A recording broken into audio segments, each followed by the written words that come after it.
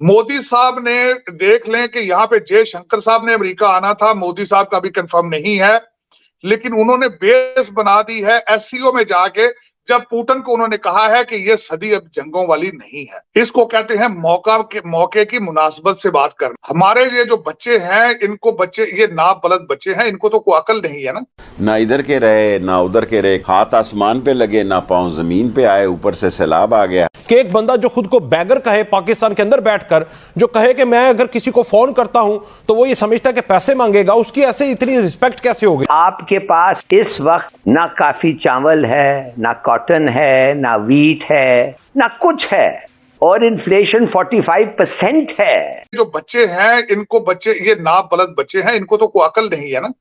इस वक्त Angelina Jolie जो है वो पाकिस्तान में है, और ये एक शर्मनाक एक वाकया है कि ना आपके पास खाने को कुछ है, ना बचाने को कुछ है। आप उजड़ चुके हैं, 4 करोड़ बंदा उजड़ गया है, किसी को शर्म ही नहीं है। और दूसरा ये आर्मी चीफ, तो इस जुल्म की क्या जरूरत है? जब यहां आने का, यहां तो देखें यूनाइटेड नेशंस में को आके स्पीच तो तब दे अगर आपके पास कोई सब्सटेंस मौजूद हो, आपके पास कोई टॉपिक मौजूद हो। अल्लाह के नाम पे खैरात मांगनी है आपने तो वहीं से मांग लेते, स्काइप पे मांग लेते भाई। ये सारी चीज दुनिया देखती है ना। तो ये तो मेरा मकसद आइसोलेट कर दिया, पाकिस्तान को बदनाम कर दिया। पहले पाकिस्तान बड़ा बदनाम है, लेकिन खान साहब ने तो फिर और मजीद उसको तड़का लगा दिया है। इंडिया के साथ देखें स्टैंड उनका, ट्रेड नहीं करना, आप सीखते ही नहीं है। वो चौधरी एजाज साहब ने कई दफा बताने की कोशिश इनको की है कि चाइना के साथ वो जंग में है, ट्रेड और इंडिया के चाइना का देखो भाई, लर्न नहीं करना, अना बना लेनी इतने भाई। अपने इश्यूज अपनी जगह पे हैं, ट्रेड अपना पहले देखें, नेशनल इंटरेस्ट क्या है। गरीब जो मरेगा उसका क्या होगा? आप तो अरबपति है ना, आपका तो भाई पाउंडों और डॉलरों में इनकम है। गरीब आदमी ने दाल टमाटर कहां से खाने भाई, उनका नहीं सोचना इन्होंने। लेकिन ये कि फिर अब क्या किया जाए चीमा साहब, इस पे हमारे जैसे बंदे अफसोस ही कर सकते हैं, और क्या होगा इससे बड़ा। सऊदी अरेबिया जो कि जिसे हम ये कहते हैं कि हमारा बहुत स्ट्रॉन्ग अलाय है, क्या हमने कभी सऊदी अरेबिया से ये बात की? क्या हम ये बात करने जोगे हैं? क्या हम ऐसा कर सकते हैं? क्योंकि हमारी इकॉनमी जो इस वक्त है वो तो आप जानते हैं IMF के प्लान पर चल रही है, और डेली बेसिस पे अभी भी इस वक्त डॉलर बहुत ऊपर जा रहा है और हमारी करेंसी का रेट बहुत डाउन होता जा रहा है, फिर एक मरतबा वही हो रहा है। तो इस सिचुएशन में हम इस तरह की बात करते हुए सही भी नहीं लगते। ना इधर के रहे ना उधर के रहे, हाथ आसमान पे लगे ना पांव जमीन पे आए, ऊपर से सैलाब आ गया, ऊपर से बीमारियां आ रही हैं, ऊपर से खुराक का मसला आ गया। अपने आप को बेबस समझ रहा हूं और डिप्रेशन में जाने वाला हूं या जा चुका हूं। इंडिया और अमेरिका तो अरबों डॉलर्स की बायलैटरल ट्रेड है, जो मिलिट्री ट्रेड है, जबकि पाकिस्तान जो है वो अपने ऑलरेडी लिए हुए F-16 के ऊपर इंडिया ने बोलना शुरू कर दिया है। ये इंडिया इतना बोलता है तारड़ साहब, ये पाकिस्तानी लीडर क्यों नहीं बोलते जब इंडिया को इतने लंबे चौड़े वेपन्स मिल रहे होते हैं? इसकी क्या वजह है? और जरा हमें ये थोड़ा सा बैकग्राउंड भी बताएं और थोड़ा सा हमें गाइड करें सर। अब मैं उसमें ये बताना चाहूंगा कि इस वक्त वेस्ट क्या सोच रहा है। सबसे पहले तो जो अमेरिका ने F-16 के हवाले से जो चीज दी है, उस पर जो भारत के तहफुजात थे, मैं समझता हूं कि जरा नोट कीजिए, और बिलखसूस एक टाइम आपने जेहन में रखना है कि भारत अब भी अपना सबसे ज्यादा असला रशिया से ले रहा है, लेकिन अमेरिका को उन्होंने इस तरीके से मेस्मराइज कर रखा है कि उन्हें एतराज था कि उन्हें पेशगी नोटिस क्यों नहीं दिया गया इस कॉन्ट्रैक्ट करने से पहले। एक तो ये बात है कि वो चाहते थे कि अमेरिका उनसे पूछ के देता। दूसरा, उसके बारे में जो मैं बात बिलखसूस जो बताना चाहूंगा कि आजकल डोनाल्ड लू जो है वो भारत के दौरे में है, क्वाड के सीनियर अफसरान के साथ। ये वही डोनाल्ड लू है जिसको खान साहब ने एक मुतनाज़िया शख्सियत बना दिया है। अब उसमें तीसरी बात मैं बताना चाहूंगा कि वो F-16 का जो दे रहे हैं चीजें, उसमें अमेरिका ने भारत को बताया है कि हम कोई भी नई चीज ऐसी नहीं दे रहे जो आपके लिए खतरनाक हो, हम सिर्फ सिस्टम को अपग्रेड करेंगे, लेकिन विल मेक श्योर कि वहां खित्ते में पाकिस्तान के पास ऐसी चीज ना चली जाए जो भारत के खिलाफ offensive as a offensive use की जा सके। ये क्लैरिफिकेशन दी है अमेरिका ने। हमारा मीडिया है वो जाहिर है क्योंकि अमेरिका के अंदर भारत की लॉबी बहुत स्ट्रांग है, और मीडिया बार बार उस भारत की लॉबी को क्लैरिफिकेशन देता नजर आ रहा है।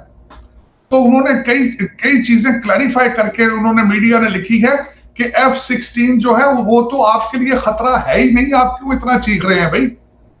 F-16 जो है वो 3.5 जनरेशन है, आपने राफेल ले लिए हैं वो 5.4 जनरेशन है। बल्कि आपकी जो मिराज 2000 है और वो सुजुकी 30 वो भी F-16 का मुकाबला कर सकता है। Why you are worried about it? Why you are worried about it? Why you are creating a huge issue out of it? और उसमें मेरा मकसद इस वक्त अमेरिका के अंदर भी जो वाशिंगटन डीसी में ये चीजें डिस्कस की जा रही थी बड़ी डिटेल के साथ F-16 के बारे में, और इस वक्त अमेरिका अपनी क्लैरिफिकेशन देता फिर रहा है। इस वक्त हर बड़ी कॉरपोरेशन का जो सीईओ है वो इंडियन है, और इस वक्त आपके किसी आईवी लीग स्कूल में, किसी आप रिसर्च एंड R&D के डिपार्टमेंट में देखें तो वहां आपको व्हाइट अमेरिकन नजर नहीं आएंगे, वहां पे चाइनीज और भारतीय बच्चे नजर आएंगे आपको। अच्छा तार साहब, इसमें देखिए ये पता लगता है कि भारत के अंदर जो सेंटर ऑफ पावर है वो अगर डिफेंस मिनिस्टर जो है वो बात कर रहा है और वो पाकिस्तान को ललकार रहा है कि भाई हम तुम्हें नई वेपन्स लेने देंगे, और तुमने क्यों लिया, क्यों अमेरिका को कह रहे हैं और पब्लिक स्टेटमेंट दे रहे हैं। एक होता है कि अंदर खाते आप बंद कमरे में बात करें। डॉक्टर साहब, ये पाकिस्तान का डिफेंस मिनिस्टर क्यों नहीं बोलता? लास्ट टाइम मैंने आपसे बात की थी कि जब शेख हसीना आई थी इंडिया में तो नरेंद्र मोदी ने भी पाकिस्तान को ललकारा था कि भाई, और कहा था शेख हसीना को कि 1971 की वो जो ताकतें हैं हमें उनके खिलाफ लड़ना है। तो तारड़ साहब, ये पाकिस्तान के लीडरशिप के अंदर किस चीज की कमी है कि ये बोल नहीं सकते? ये किस चीज की कमी है कि इनके अंदर वो ताकत नहीं है कि ये स्टेटमेंट भी जारी नहीं अब कर सकते? आज शहबाज शरीफ साहब कह रहे थे कि जब मैं फोन करता हूं अपने अरब ममालिक या दोस्त ममालिक मुल्कों में तो वो उनको डर होता है ये पैसे ना मांग लें हमसे। तो तारड़ साहब, क्या ये इस इकोनॉमिक कंडीशन ने लीडरशिप का मोरल डाउन कर दिया है? मतलब बात भी नहीं कर सकते, इंडिया अरबों डॉलर के ले रहा है और हमारा डिफेंस मिनिस्टर का किसी को नाम भी नहीं पता, और हमारे वजीर आजम भी जवाब नहीं, कोई बंदा इंडिया को जवाब देने को तैयार नहीं है। स्टेटमेंट ही दे दो भाई, कोई गंडासा फाड़ के हथी तो नहीं पाया जाना उन्होंने, स्टेटमेंट ही दे दो एटलीस्ट। आटा 115 किलो, गैस 250% ऊपर, दाल 360 रुपया। तो मैं आपसे ये पूछना चाहता हूं समीना कि ये जो आफत 6-8 महीने पहले आई थी और 6-8 हफ्ते पहले से हम गुजर रहे हैं, इसका मतलब ये है कि ये जो आफत आने वाला है ये इससे भी बदतर होगा, और अगर बदतर नहीं होगा उतना ही जितना बुरा होगा। मिसाल के तौर पे खाने की कमी। अच्छा, हेल्थ इमरजेंसी। कराची में इस वक्त हर अस्पताल के बाहर एक लंबा क्यू है। किसका? इमरजेंसी इसके रिलीफ के लिए हर अस्पताल के लंबे लाइन इमरजेंसी ट्रीटमेंट के लिए लगे हुए हैं।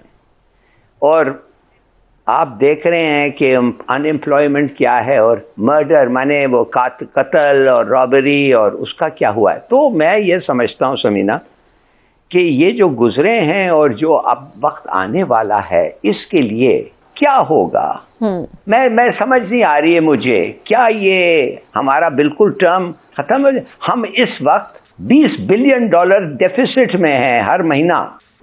हम नहीं कमा सकते हैं, वी आर ब्रोक, हम बैंकक्रप्ट हैं, और हमें कोई पैसे नहीं, कैश नहीं दे रहा है। टेंट्स दे रहे हैं, खाना दे रहे हैं, वो कैश जो हम चाहते हैं वो अब तक नहीं आ रहा है। इंशाल्लाह वो आएगा।